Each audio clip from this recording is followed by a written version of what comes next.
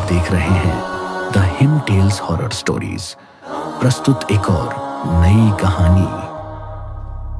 सिमरन को उसके पति माधव की बिगड़ती मानसिक हालत की जानकारी थी, लेकिन फिर भी उसने अपने 7 महीने के बच्चे को अकेला उसके साथ छोड़ दिया था।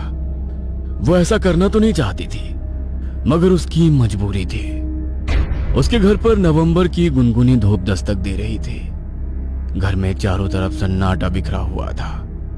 7 महीने का बच्चा, जिसका अभी नाम भी नहीं रखा गया था, वो अपनी मासूम सी नींद से अचानक जाग जाता है और रोना शुरू करता है। उसके रोने की आवाज सुनकर माधव कमरे के कोने से खड़ा होता है और उसके पास आता है। वो हाथों के इशारों से उसे चुप होने के लिए कहता है। चुप हो जाओ, चुप हो जाओ।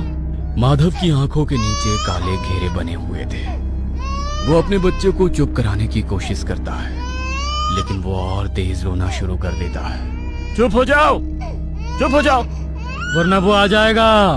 मगर वो बच्चा और तेज रोना शुरू कर देता है। चुप हो जाओ, चुप हो जाओ, वरना।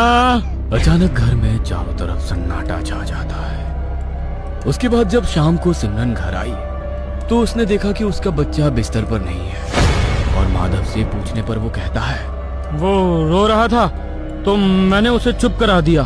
सिमरन कुछ देर के लिए सन्न खड़ी रह जाती है और फिर गुस्से में माधव की गर्दन पकड़ लेती है। कहाँ है? क्या किया है तुमने उसके साथ? अगर मुझे मेरा बेटा नहीं मिला ना तो मैं तुम्हें जान से मार दूंगी।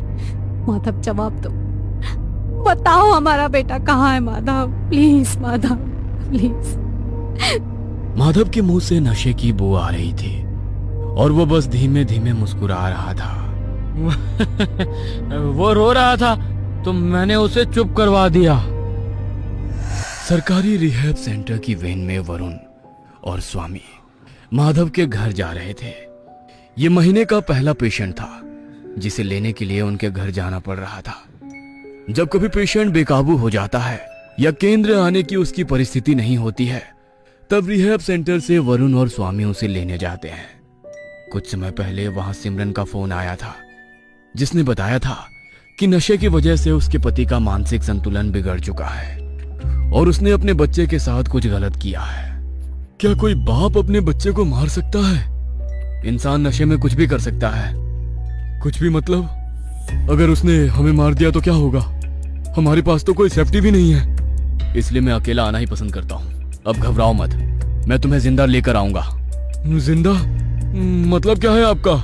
वरुण स्वामी का डरा हुआ चेहरा देखकर जोर जोर से हंसने लगता है। कुछ घंटों बाद उसकी गाड़ी शहर से दूर एक रिजॉर्ट के बाहर रुकती है। चारों तरफ खेत और खालीपन देखकर दोनों हैरान हो गए थे। उन्होंने गेट खटखटाया और जैसे ही दरवाजा खुलता है, हेलो मैम, हम लोग रिहैब सेंटर से आए हैं। मेरा नाम स्वामी है और ये है हमारे सर वरुण। शायद आपका ही फोन आया था।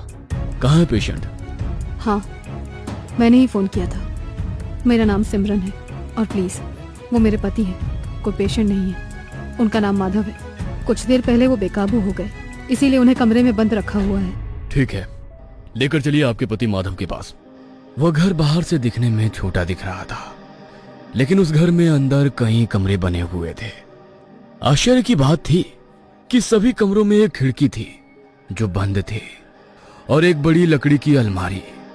एक कमरे का आधा दरवाजा खुला हुआ था। वरुण सरसरी नजर से देखता है कि उस कमरे में एक बच्चे का पलंग रखा हुआ था। वो आगे बढ़ते हैं और दूसरे कमरे में जाते हैं। वहां भी लकड़ी की अलमारी थी और एक बड़ा पलंग, जिसके नीचे माधव 30-35 साल का एक जवान कमजोर दिखने वाला आदमी बच्चों की तरह छुपा हुआ था। सिमरन उसे बाहर बुलाती है। माधव, माधव बाहर निकल आओ, हमसे मिलने दोस्त आए हैं। वो लोग तुम्हारे लिए कुछ लाए भी हैं। माधव बाहर निकलता है और वरुण और स्वामी को देखकर डर जाता है। ये लोग कौन है? ये हमारे नए दोस्त हैं और ये तुम्हें अपने साथ लेने आए हैं। तुम इनके साथ जाओगे तो ये तुम्हें जो मांगोगे वो देंगे। माधव चलने के लिए राजी हो जाता है। वरुण उसके पीछे चलता रहता है। जैसे ही माधव कमरे के बाहर कदम रखता है, नहीं, मैं अगर तुम्हारे साथ चला गया तो वो अकेला रह जाएगा, मैं नहीं जाऊंगा।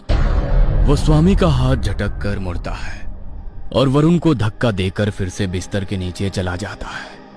वरुण माधव की हालत देखकर स्वामी से जोर से कहता है, स्वामी रस्सी निकाल। सिर्फ इतना कहने पर स्वामी रस्सी निकालता है और वरुण माधव को खींचते हुए पलंग से बाहर निकालता है। माधव का शरीर कमजोर हो गया था। वरुण ने आसानी से उसकी कमर पकड़ी हुई थी। स्वामी उसके हाथों में रस्सी बांध रहा था और माधव बुरी तरह छटपटा रहा था। तभी जैसे ही स्वामी माधव के पैर बांधने के लिए झुकता है, माधव स्वामी को बुरी तरह से पैर मार देता है। दूर हो जाओ, मैं उसे छोड़कर कहीं नहीं जाऊंगा, छोड़ दो मुझे। वरुण और स्वामी वापस कोशिश करते हैं और इस बार माधव के हाथ पैर रस्सी से बांध देते हैं। दोनों पसीना पसीना हो जाते हैं। स्वामी अपना मुंह और हाथ धोने के लिए बाथरूम की ओर जाता है। हांफते हुए वरुण सिमरन से पूछता है, आखिर इसकी दिक्कत क्या है?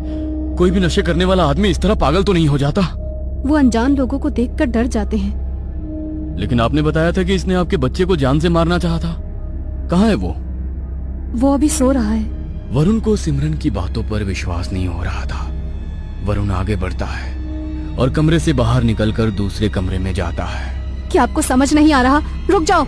वरुण कोई जवाब नहीं देता है और जैसे ही कमरे का दरवाजा खोलता है और बच्चे के पलंग में देखता है कि वहां कोई बच्चा नहीं है। आखिर क्या चल रहा है? क्या छुपा रहे हो तुम लोग? स्वामी, स्वामी चलो। देखिए, मैं आपको सब सच बता देती हूँ। मेरे बच्चे को माधव ने कहीं छुपा दिया है। कुछ देर पहले की बात है। मैं घर से बाहर गई थी। जब लौटी तो मेरा बच्चा कहीं नहीं मिला। माधव के मुंह से नशे की बू आ रही थी और वो बस धीमे धीमे मुस्कुराए जा रहा था। माधव के जवाब की उम्मीद छोड़कर मैंने घर में अपने बच्चे को खोजना शुरू किया। कमरे में, सीढ़ियों के पास, घर के अंदर से लेकर बाहर, लेकिन बच्चा कहीं नहीं था। माधव के आगे हाथ जोड़े गिड़गिड़ाई, लेकिन माधव ने कुछ नहीं बताया। देखिए, ये पुलिस का केस है, हम कुछ नहीं कर सकते। आपको तुरंत उन्हें बुलाना चाहिए था। देखिए, ये उसका कोई मजाक भी हो सकता है। मुझे यकीन है कि मेरा बेटा जिंदा है। पुलिस आएगी तो वो माधव को जेल में बंद कर देगी। उसकी जान बचाने के लिए तो आप लोगों को बुलाया है। उसका नशा कम होगा और दिमागी स्थिति सही होने पर वो सब कुछ सच बता देगा, मुझे भरोसा है। सिमरन पागलों की तरह बोल रही थी। तभी स्वामी दूसरे कमरे से बाहर आता है। पूरे घर में पानी की एक बूंद नहीं आ रही है। लगता है पानी की टंकी जाम हो गई है, कुछ फंस गया होगा। वरुण सिमरन को बहुत झक्के से देखता है और पूछता है, क्या आपने पानी की टंकी में देखा था? सिमरन की आंखें बड़ी हो जाती है और वो जैसे ही सर ना में हिलाती है, तीनों घर की छत की तरफ भागते हुए जाते हैं। वरुण पानी की टंकी में झांकता है और देखता है कि बच्चे के शरीर के टुकड़े टुकड़े पानी में पड़े हुए हैं और उसका एक हाथ पानी के वॉल्व में फंसा हुआ है। जैसे ही सिमरन को बात पता चलती है, वह चीख चीख कर रोना शुरू कर देती है।